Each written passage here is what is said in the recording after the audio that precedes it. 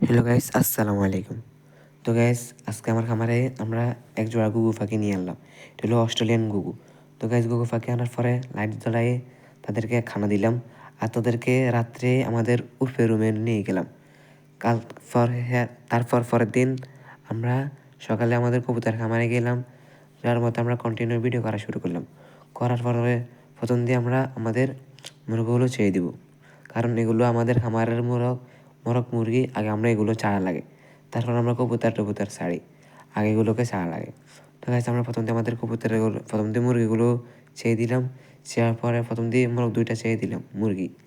তারপর আমাদের বাচ্চাগুলো ছেড়ে দিলাম।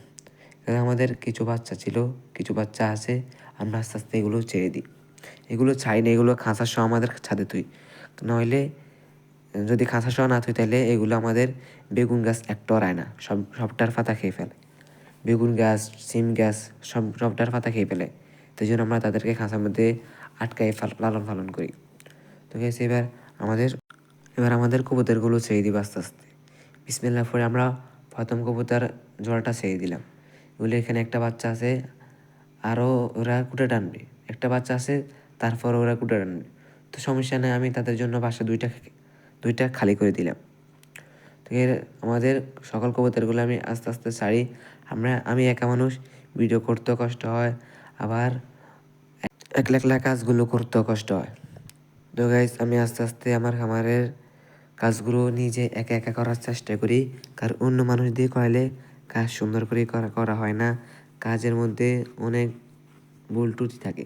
আর যদি নিজের কাজ নিজে করি তাহলে ভুল হলে কোনো সমস্যা লাগে না, কোনো সমস্যাও দেখা যায় না।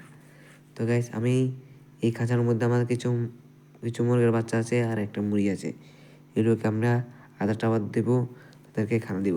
তো গাইস, আমি তাদেরকে খানা আনি, তাদের খানাগুলো দিয়ে দেবো।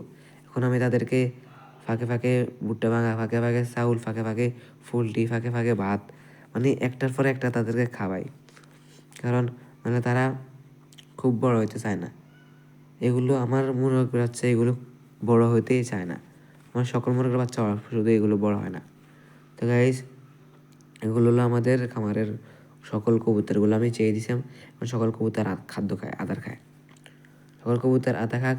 আর আমি আপনাদেরকে ছোট্ট করে আমাদের খামারের সকলগুলো দেখাই, আর আপনাদেরকে আমার খামারে একটা পরামর্শ দিয়ে দিই। আমার খামার না, মানে এটা সকল যারা খামার দেয় তাদের জন্য এই পরামর্শটা।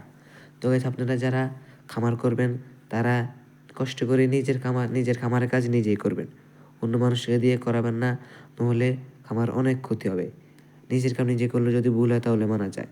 তো গাইস, আমাদের ঘুঘু পাখি যেগুলো আছে সেগুলো তো উপরে লয়েছি, এখন সেগুলো নিচে তাদেরকে খাঁচার মধ্যে ডিপ হাইড্রা কম্পটোপ দিয়ে উপরে একটা তেনা দিয়েছি, নইলে আমাদের কবুতরগুলো তাদেরকে ডিস্টার্ব করবে। যেন সকল কাজ টাজ করে তাদেরকে আদার পানি দেওয়া দিলাম। তো গাইস, এটা হলো আমাদের খামারের মহারাজ, আর এটা হলো আমাদের খামারের কাল্লম। তো গাইস, এবার আমি আপনাদেরকে একটু বাইরের দৃশ্যটা একটু দেখাই। তো গাইস, বাইরে অনেক সূর্যের আলো, মানে সূর্যের আলো কম, আমি একটু জুম করছি আর একটু বেশি দিয়ে গেছে। তো গাইস, আজকের জন্য এখানে বিদায় নেব। যারা যারা নতুন তারা অবশ্যই সাবস্ক্রাইব করবেন, যারা পুরনো তারা অবশ্যই লাইক করবেন। তো আজকের জন্য এখানে বিদায় নিব।